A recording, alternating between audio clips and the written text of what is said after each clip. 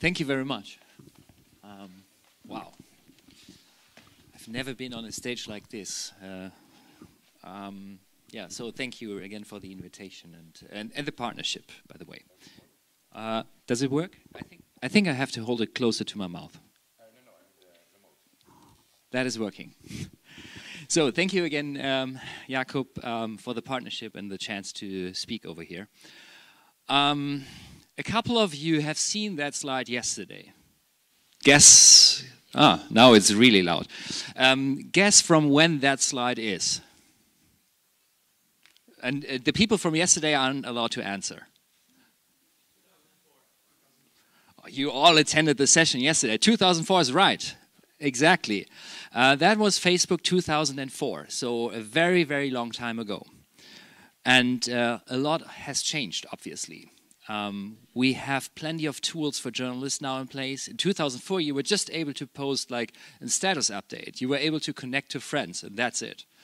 There were no pictures, no videos, no 360, no live, nothing. Just pure status updates. And nowadays, there are plenty of tools available for news gathering, storytelling, and engagement. And these are all the tools that we have in place that journalists can use on our platform. Journalists and obviously publishers as well. Searches on Instagram, on Facebook. We have groups that you can use to facilitate news. CrowdTangle. Has anyone heard of CrowdTangle? Is anyone using CrowdTangle in the room? Show me your hand. I see 1, 2, 3, 4. Yeah, a couple of people have used CrowdTangle. Very powerful tool. And obviously lots of storytelling tools, and this is what this session is about. What you can use to tell stories on our platform. And you see there are plenty of tools that you can use as a journalist and facilitate to spread your messages, to build your brand on our platform. And obviously a couple of tools to engage with people on the platform. First of all, I want to kick it off with news gathering. Groups. Groups is a very, very good example to gather news that you can build on local and topical communities, where you can get conversations with people, where you can engage with people that share their stories. This, by the way, is an example from a publisher in UK. It's called Reach, and it's about a daily commute, what's happening to people on a daily commute. You can exchange that topic with anything. For example, like this, Playground from Spain. They teamed up with a non-profit organization. And this group is about women that got sexually abused, that got harassed, etc. And this group is actually not only monitored, but moderated by Playground, by this non-profit organization, but also by the people that are part in this group. So stories are being shared, there are professionals that are taking care of these people, and obviously, if people are willing to share their stories, and if they are willing to talk to Playground, they can create stories out of these.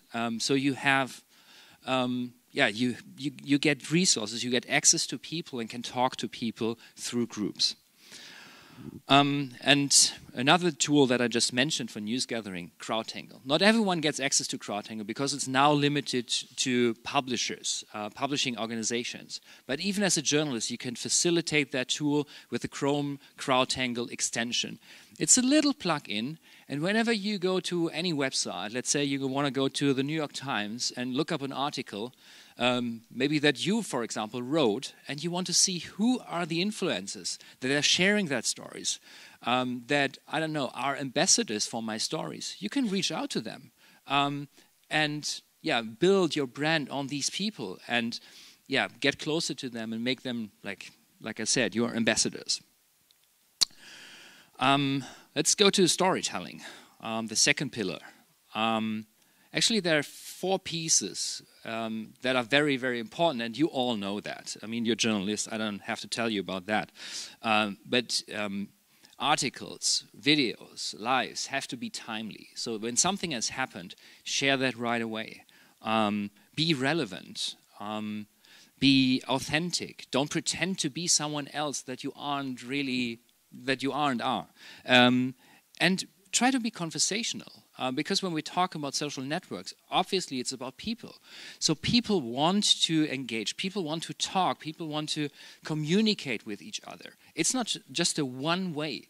There is coming something back. It's an opinion. It's maybe something else that you can pick up and build something new from. You can create something with that. And that is very, very important to keep in mind. It's both directions, not just one direction. Someone that is really, really good at it, Yusuf Omar. I probably think that everyone knows who Yusuf is. He is, I don't know on how many platforms he's actually on the way. He's obviously using Facebook, he's using Instagram, and he's using stories. He's actually most of the stuff and all of his stuff that he's doing just on his mobile. I remember him, I met him last year in December, and he himself called him mobile journalist, Mojo, and everything that he's doing right away and very quickly. Another very good example, as a journalist that is leveraging all our tools to spread the message, to engage with people, Rasmus Tandholt. He's probably not that well known. He's an anchor at TV2 in Denmark.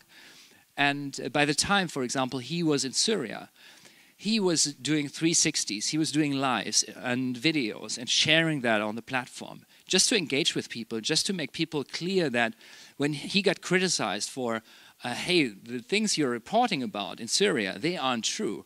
I mean, you're in, I don't know, in a staged scene. And then he went live and showed people around and showed them what really is going on in Syria. So that was very, very powerful. And by the way, this is in Iran, where he was recently. And talking about video and live, these are probably one of the most powerful tools we have on our platform. And why is that the case? We ask people why they love life, and this is something they got back to us with. The authenticity, the social connection, they can actually talk to that person. If Rasmus Tandholt goes live, I can ask him a question. Or Paul Ronsheimer, who's working for Bild in Germany, I can ask him a question and ask him, hey, can you show me this or can you answer me that right away? And he can. And obviously, unique perspective. When you're live with your mobile, you get into areas where you probably usually don't get to with like huge equipment. I remember once again Paul Ronsheimer when he was in Iraq and behind the war zone and going through tunnels and recording that with his smartphone. That was very, very impressive. Here's an example from Indonesia where, and I have to read that name, I'm sorry, Naiva Shihab, and I probably pronounced it wrong, is before the elections in Indonesia, is going live and doing vox pops with people to ask them who should be the next president in Indonesia. Very simple. That is very simple. That is, I mean, we cut that a little bit so that it's a little bit shorter. And as you can see, I mean, he's using a mic. He's using someone else that is having, oh, it's not running anymore, that is using his smartphone to record him. Very easy, behind the scenes, bringing in people, talking to people, and therefore very, very powerful.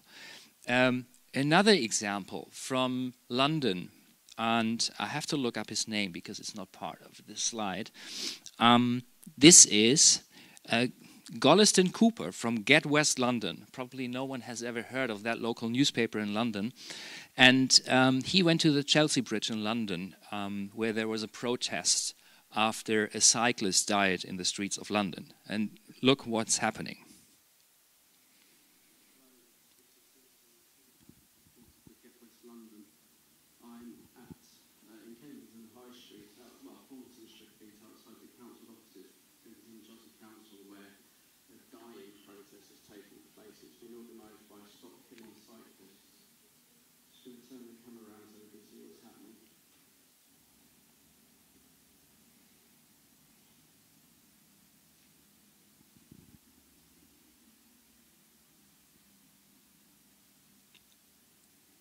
I don't know how it is with you, but I get goosebumps in that moment.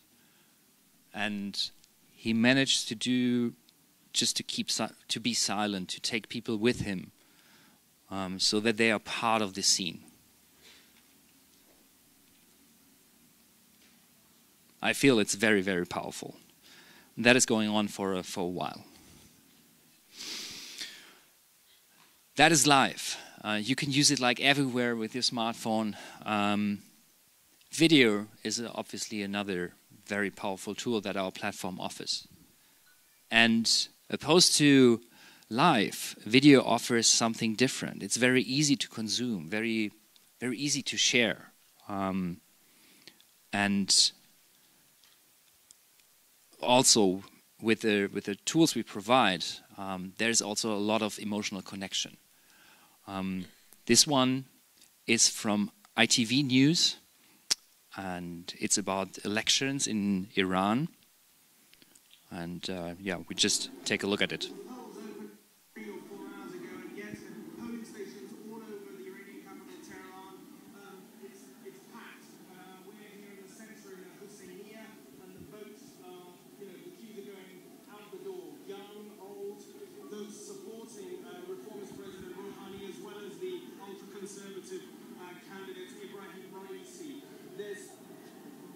To be a very high turnout, between 70 and 75%, and everything we've seen seems to confirm that. And that's very important for President Rouhani. If he's going to win, if he's going to retain the presidency, he needs as high a turnout as possible, especially in the more reformist urban centers of Iran. It's also massively televised. I mean, it's 24-hour coverage on Iranian TV. There's about 550 international journalists here from 42 countries in what is undoubtedly probably the most important election of recent modern Iranian history. Yeah, this is an example for video. Again, I mean, you're sort of behind the scenes. You're very close. He's talking directly to you. It's not staged. In this specific example, he doesn't take any questions or is not putting up a question. That could be something that he could have done to get even better with that video, to bring in people. But it's already a very good example to create great content with video on our platform. And if you want to take it even further, 360. 360 is available. 360 is not really expensive anymore. You can get these little devices that you can plug to your phone and then just record it in 360. This is a story from The Guardian that they were shooting a story about asylum seekers in London, and oh, what's happening? Another example could be, again, when I'm referring to, I mentioned already Paul Ronsheimer, who was in Iraq, behind the war lines, and he was shooting in 360. He was sitting on a truck together with soldiers that were holding their arms, and that was quite impressive. I mean, obviously, I guess most of us have never been to a war zone before, and seeing that in 360 brings, connects you very, very closely to what's happening around there. And that is possible, and that is very easy with the technology we have nowadays, also on our platform. Something which came up recently on Facebook, obviously on Instagram as well, Facebook stories, something to think about. We see an example here from CNBC. They were at an air show, and they used a lot of the tools to engage with people, to involve them into the stories, not just by showing what's happening and reporting what's happening, but also facilitating the tools that we offer with votes, with polls and things like that, to bring in people, to get their idea, to get their response, to get their feedback on what to report, or, I don't know, to ask any questions. For example, we have the questions tool in stories that you can use, so you get the direct feedback from the people that are watching your stories. So very powerful, and in the future you should definitely have a closer look at it, because it's getting more and more important, especially for younger people. And last but not least, something that is probably underrated: stories, notes. Notes aren't not really familiar to most people, but we see here a note from Ian Bremmer, who is American socialist and very familiar with what's happening in the Middle East. And he shared a very, very long note, and it's quite successful. Same, by the way, with status updates. From time to time, things like that happen, and you can build your brand and tell your story through that. You can integrate photos, you can integrate videos, you can put in other elements that make your story more, not just text, but more multimedia. That is possible. Again, it's not used that often, but from time to time, that is a very good tool to use in order to engage with people on our platform. That said, you can do that, obviously, when you use the regular Facebook app. You can do that by entering facebook.com on your browser, but you also can, and this is fairly new, we did this, we launched this at the end of last year, beginning of this year, the Facebook Creator app. It is for free, it's very easy to handle. You have all the tools that you need as a journalist, all the things that I just showed you. You also get heads ups as soon as you get mentioned by someone. For example, if you're here on stage and Outriders tagging you in their post, you get a mention, you get a notification, so that you can follow up with that organization or with the person that actually tagged you in the post. So you can start a conversation again. And that's what it's all about. Here are a couple of things that you can do with that. The home screen, you have just seen that. Community tab, you can go live. And obviously, for some, it's very important to have also the insight. So if you have everything in one app, and wherever you go, you have it always with you. Good. I see I have 1 minute, 30 seconds left. So a couple of tips that I just went through the last 60 minutes. Please remember the beginning, the 4 pillars: authenticity, relevancy, conversationally, and be timely. These things matter on our platform. Mix up the content. Don't just share links that you probably have seen. I don't know, maybe someone is using Twitter, maybe someone is using, I don't know, Reddit or other platforms, and you share them. That's totally fine. But some of your followers, some of your fans, some of the people that engage with your content, they would love to engage with other content types. If I would ask in the room, for example, who's actually preferring, let's say, videos over photos, and then photos over articles, I think we will get a result that lots and lots of people are there that like videos, lots and lots of people like photos, and lots of people like articles. And keep that in mind, that not all of your people that are following you want to see articles, but maybe other content types as well. And yeah, video is a very, very strong way to engage as a journalist and to build your brand. It's very easy to produce. I mean, you have your smartphone with you all the time. You can use that. And last but not least, it's all about engagement with the people that are following you, that are engaging with you. First and foremost, obviously, they can spread the word that you shared, but also they can help you to figure out new stories and, I don't know, give you probably more background on something or a different opinion, different voice that you can pick up and use in your reporting thereafter. And if you're interested to learn more about this, where we share best practices, where we have more training courses, there's a website which is called facebook.com/journalists. And we teamed up with Pointer. There are plenty of courses that you can apply to. For example, if you want to learn more about groups, you can do that course. You also get lots and lots of examples. My colleague Sarah from London, she's in charge. She's heading the training team, and she has so many examples that she shares over there. That's very. It's definitely worth to have a look at it. And now I see I have 0 seconds left, and actually I'm done. Thank you very much.